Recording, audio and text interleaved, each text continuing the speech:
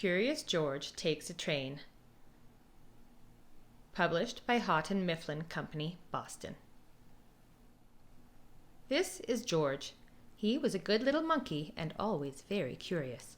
This morning, George and the man with the yellow hat were at the train station. They were taking a trip to the country with their friend, Mrs. Needleman, but first they had to get tickets. Inside the station, everyone was in a hurry. People rushed to buy newspapers to read and treats to eat. Then they rushed to catch their trains. But one little boy with a brand new toy engine was not in a hurry, nor was the small crowd next to him.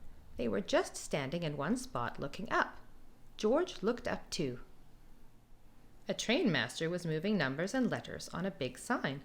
Soon the trainmaster was called away, but his job did not look finished. George was curious. Could he help? George climbed up in a flash.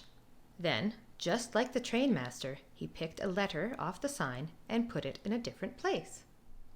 Next, he took the number 9 and put it near a 2. George moved more letters and more numbers. He was glad to be such a big help. "Hey!" yelled a man from below. "I can't tell when my train leaves." "What track is my train on?" asked another man. "What's that monkey doing up there?" demanded a woman. She did not sound happy. The trainmaster did not sound happy either. "Come down from there right now!" he hollered at George. Poor George. It's too easy for a monkey to get into trouble. But, lucky for George, it's also easy for a monkey to get out of trouble. Right then, the conductor shouted, "All aboard!" A crowd of people rushed toward the train. George simply slid down a pole, scurried over a suitcase, and squeezed with the crowd through the gate. There he found the perfect hiding place for a monkey. The little boy with the toy engine also ran through the gate. "Look, Daddy," he said, "a train." His father looked up. "Come back here, son," he yelled. "That's not our train." But it was too late. The gate locked behind him. The boy began to cry. George peeked out of his hiding place. He saw the boy's toy roll toward the tracks. The boy ran after it. This time, George knew he could help. He leapt out of his hiding place and ran fast. George grabbed the toy engine before the little boy came too close to the tracks. What a close call!